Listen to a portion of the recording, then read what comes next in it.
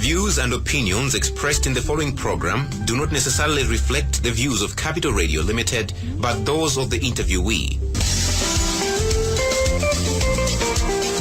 And our guest tonight is Sosten Gwengwe, former Member of Parliament for the Central Constituency and a running mate to the former President Joyce Banda in last year's general elections.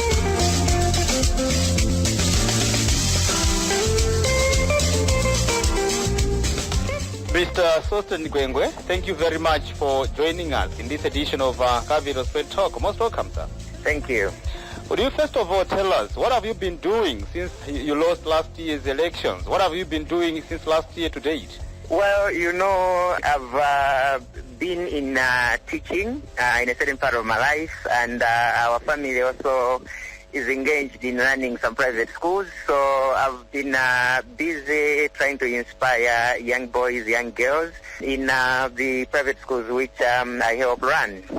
Would you elaborate on that one? Is it your school that you were... Well, there are two schools which are mine, like Sosten Gwengwe Foundation, a school for boys, and Alice Gwengwe Foundation, a school for girls, and Zuka Girls, which is like a family school. So I took time off and stayed at the schools all this while. All right. Now, Mr. Gwengwe, you have rejoined the Malawi Congress Party from People's Party. First of all, why going back to MCP? Well, the area I represent, that's the Central. I first became an MP in 2009 from the Central constituency with about 13,000 people who voted for me. And things happened on the way that I found myself outside the party, and there were people who were very loyal to me and up to date. Like in this general election, about 11,000 people still were with me and kept voting for me. Before you proceed, how did you find yourself out of MCP? I wouldn't really want to go too much in those details, but if you remember, there was an article which was done by Konrad Muntari in November, I think 2011, should have been Tuesday, 2nd of November, or 3rd of November, which had a caption, Gwengwe fired from MCP. Now, the position can be elaborated differently, but I decided to just leave things that way. But it was not my intention to get myself outside the party that ushered me into parliament to start with. But things happen in politics. To answer perhaps your first question, it is these people who have been with me since 2009 up to now who actually pleaded with me to reconsider going back to our roots now that things have changed in MCP. Talking about your departure from Malawi Congress Party, you were saying that you were fired, as you have explained here.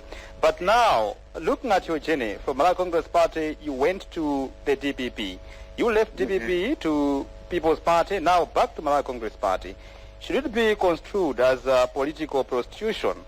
Well, people can construe whatever they want. It's a democracy, and everything that happens on one's journey. Sometimes they are planned things. Sometimes things happen because one has to survive in the political field. But what I know is originally, from the very beginning, I've always been Malawi Congress Party. But things happened on the way, and I had to survive politically, so that even today you and me should be talking. So I had to be creative and be able to find a way that I stay relevant until things get sorted out. But I'm finding it difficult to believe you that it is the people on the ground who have asked you to rejoin the party. What do they want you to change in the Malawi Congress Party now? There isn't really much that I need to change, because maybe you didn't get me right, because just after the general elections, in the 2014 general elections, my first decision was exit the political scene. I've done my part, let others continue from where I have left. That was really the decision which I had taken firmly. And Did you retire from politics? I made that decision, and there were a few people like the inner circles which knew about that, but there were people who were coming to me saying, you've got about 11,000 people who have voted for you, and these are the same people that were with you in MCP and have moved with you everywhere you have actually gone. but this time around you want to quit. Now, if you quit, where do you leave us? What happens to us? What becomes of us? That's when a little bit of conscience was now coming to me, saying perhaps I need to do the needful, I need to humble myself, and I need to do something not only for me, but also for the people, because I lost, but they also lost. But I think you made that decision out of emotions, isn't it? The retirement one, yes, but not emotional, but perhaps a bit of selfish, because I thought I can handle my life and be who I am and continue doing whatever I do as an individual. But then I thought the people who have been with me are still in the wilderness. I couldn't leave them just like that, because the number is big enough. So they had a significant part in my reconsideration of the decision that perhaps the best would be to do what those guys want us to do. And when we sat down, they themselves were the champions and the very first people saying, you took us from MCP, what if we go back to MCP? And I had to discuss with other people in the MCP so that things should be the way they are today. What if I put it to you, Mr. Gwengwe, that your move is only aimed at rebuilding yourself? You are afraid that you won't be able to win again a parliamentary seat if you are outside MCP, because you're coming from a party like People's Party that was in government then, you had all the support, but still you failed to defend your parliamentary seat. Yes, and you're 100% right, because that's part and parcel of politics, and I would be a hypocrite if I said no, because constituents went to polls on May 20th, 2014, and they made a statement, a resounding statement that this is what we want. So any politician would be able to see and be able to read that statement on the wall, because there's never been a campaign bigger than the one we launched or we mounted in Desert Central, and the support which we got in Desert Central. I think we would never have a campaign like that. And so if it was not enough, then perhaps any politician should be able to see the reading on the wall saying, this area, people want A, B, C, D. And I would be a hypocrite if I said no to your answer. So if that is the case, if you are to read between the lines yourself, Mr. Gwengwe, do you see an element of greed in you? No, when you say greed, then you're talking about maybe material resources or anything else, because that word is actually associated with. As an MP, you don't have to take that as a job. I don't know if you'll be able to understand me correctly, because the biggest fulfillment in being a member of parliament is to be able to help your area.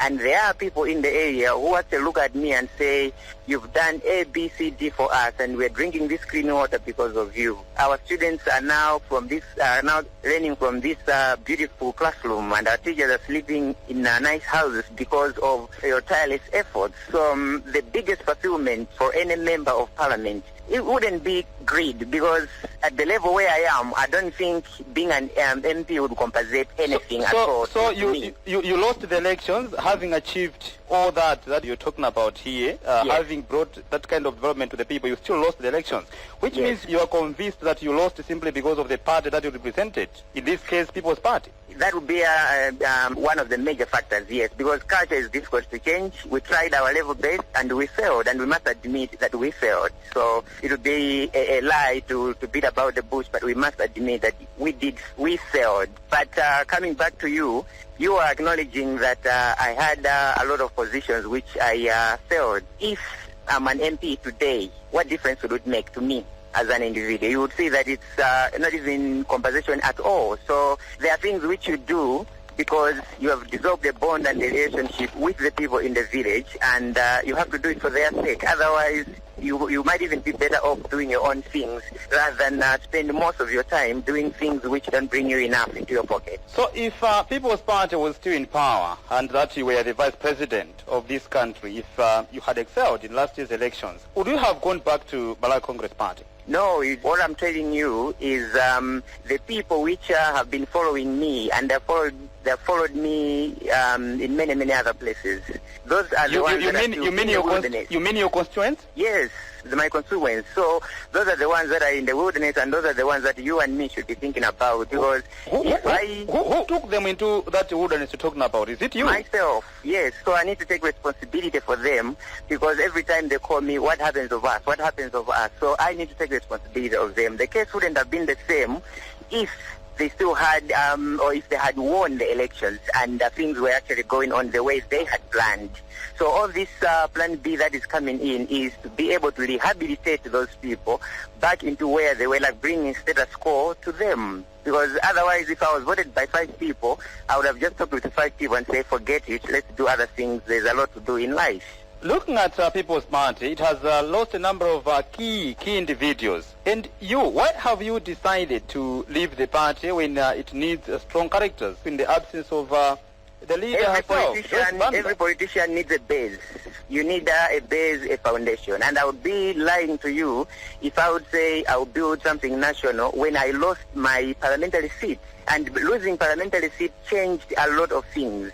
It's different if you have your base and then you move from your base or from that foundation forward. But if the base has crumbled, how do you build the roof? How do you build the walls? So you will have to understand. Which means now you don't care what happens to your previous party, PP. Now you're concentrating on your political survival.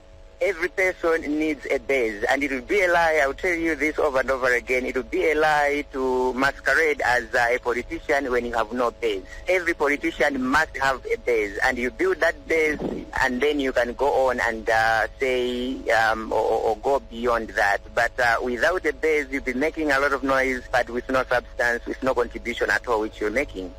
Before you were paraded at that rally where the party welcomed you, did you bid farewell to the former president, Joyce Banda?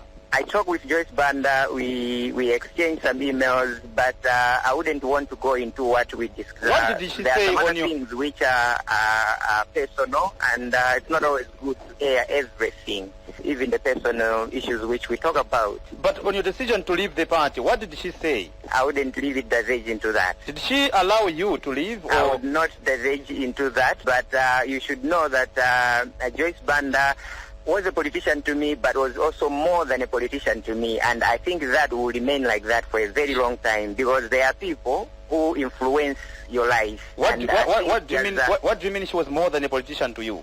Yeah, because I'm young, and I've just turned 38. So as a young person, I look up to other people who can actually give you some ammunition even for the future as you grow up. And apart from politics, I've sat down with Dr. Joyce Banda as a mother now, as a human being, somebody who is older, wiser, and more mature. And I've learned a lot, and it's those experiences that I would want to cherish even as I grow up, to see how best I can use them. And I'll always be grateful to her.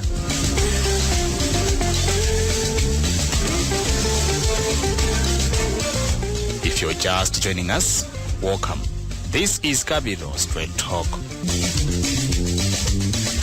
And today in the program, I'm talking to Sosten Gwengwe, former Member of Parliament for the Central Constituency and a running mate to Joyce Banda in last year's elections.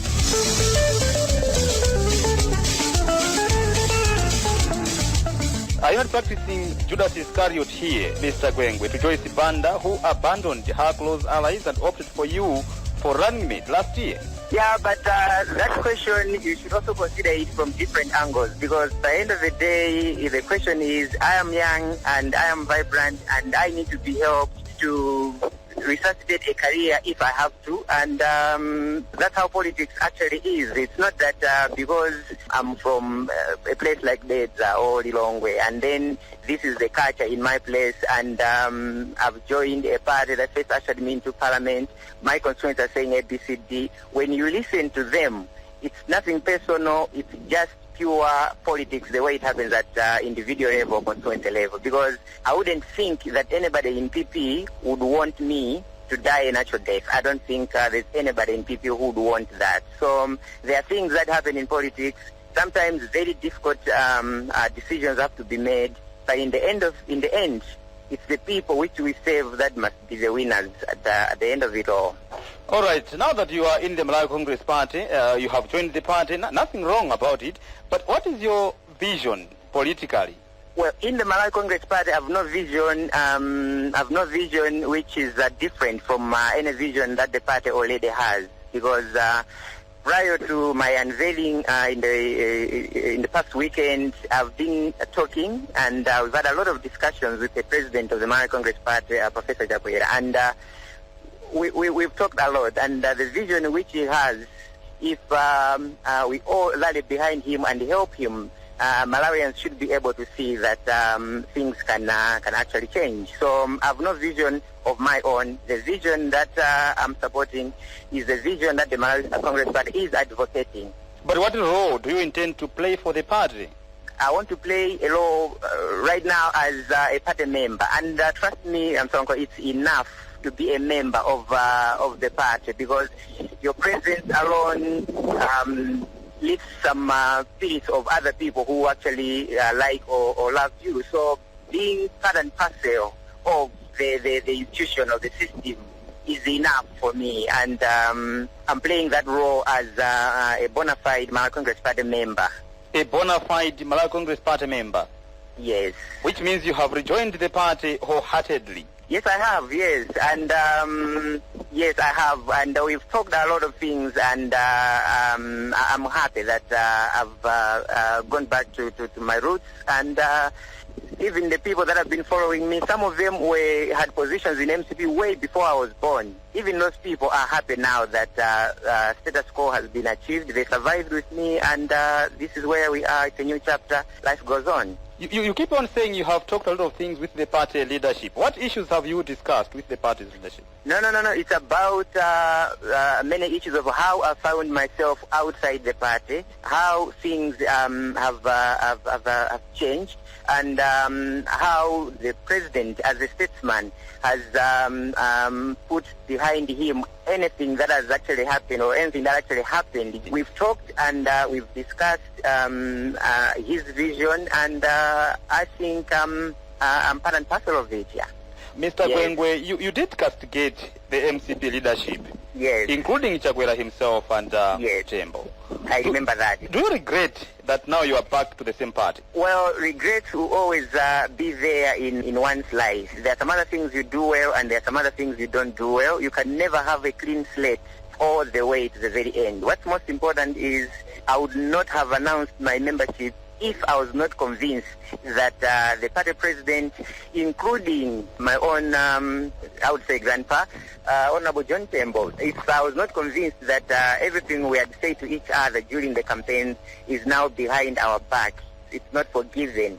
It's not forgotten. It would have been very difficult for me to work in the party. But having been convinced that you are our son and we welcome you with open arms and most sincerely, then things have turned out the way they have actually turned. But things do happen, and things will always be like that. You cannot really reverse much, because in the heat of the campaign, things can be said. Is it normal for that to happen during campaigns? Well, I would be frank with you. The main use of politicians is to be able to sit down, have substance and vision for the country, because the country has a lot of things which are not really right, especially Malawi. So the main job of us politicians is to sit down, see how we can create wealth, see how we can end corruption, see how we can improve the living standards of Malawians. But as we struggle for people in the villages, for example, in the heat of the campaign, on the podium, sometimes things are said which are not supposed to be said. And I'll be the first person to say that is actually one of the things that must change. That's politics of castigation.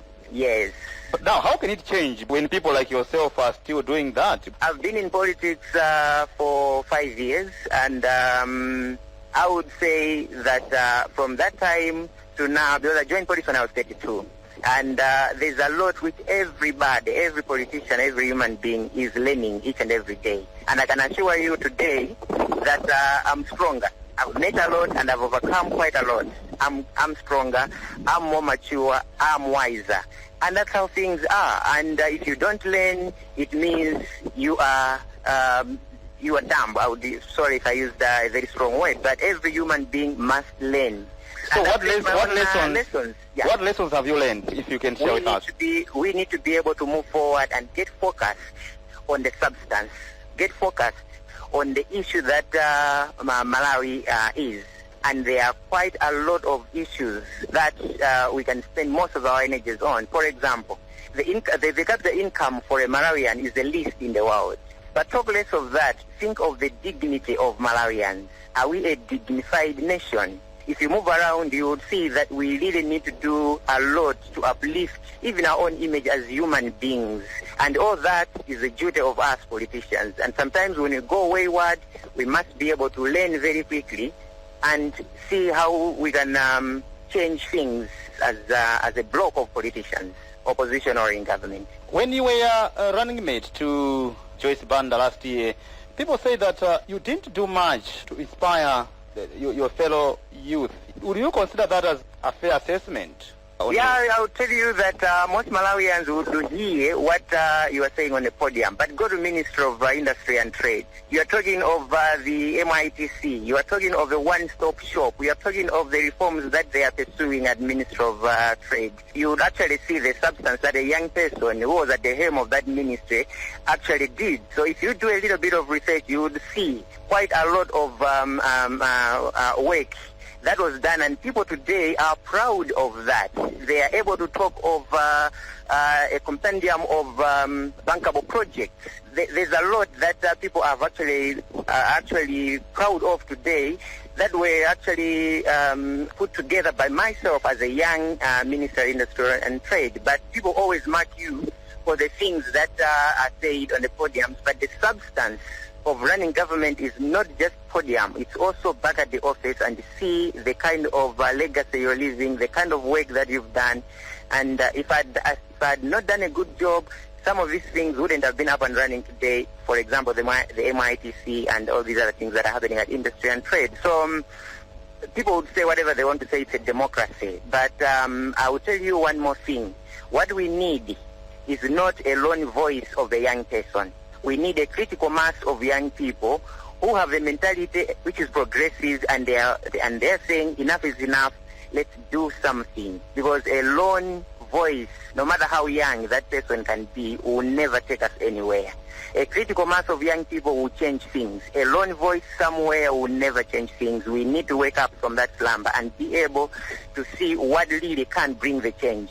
Relying on one sole voice, I repeat, will not change things. We need young people who also have a progressive mind on what can we do to foster a better Malawi for ourselves as young people, but also for our children. Because maybe 15, 20 years from now, Malawi may be unbearable if things have turned out this way now. Think of 20 years if we don't do something now. So young people should also stop just pointing and looking up to one person somewhere. They should also be looking at young people across the sectors and see if that critical mass can be achieved, so that the voice is not just comes from one mouth or one lone voice, so to speak. Time was of essence, but looking at some of the things that you have mentioned here, before we conclude, what else would you say has been your achievement? Looking at the period that you've been in politics, you're saying you've been in politics for 5 years. Yeah, I think in the political circles, I would think that today any young person can now be brave enough and say, well, I can be minister, I can be running mate. Because in the past, these things were left to other people, and I was one of the very young people to be thrown into that kind of situation. I might have done well, I might not have done well to some other people, but it actually boosted the spirits of most young people, and I know that many young people now, they know that they can do anything. And from now onwards, I know that this young people movement has started, and nobody will be able to stop it. And there's nobody who would now be able to say, well, you are too young for this position. From that moment on, I think any young person is confident enough that, yes, the youth can. If this person did this, how well or how bad it was, but as long as somebody else was able to be brave enough and fill those boots, I think any young person in Malawi can do a lot more. So I think the biggest achievement is young people look at me and say, if this person did ABCD, I can do better than what Gwengwe did. And that's what we need. So that, I would say, is one of my biggest achievements. There's no more fear in young people in taking up positions, no matter how big they are. All right, Mr. Gwengwe, let me thank you once again for sparing your time and talk to us in today's edition of Capital Straight Talk. Wish you well. Thank you very much, Mr. Song. Thank you very much indeed.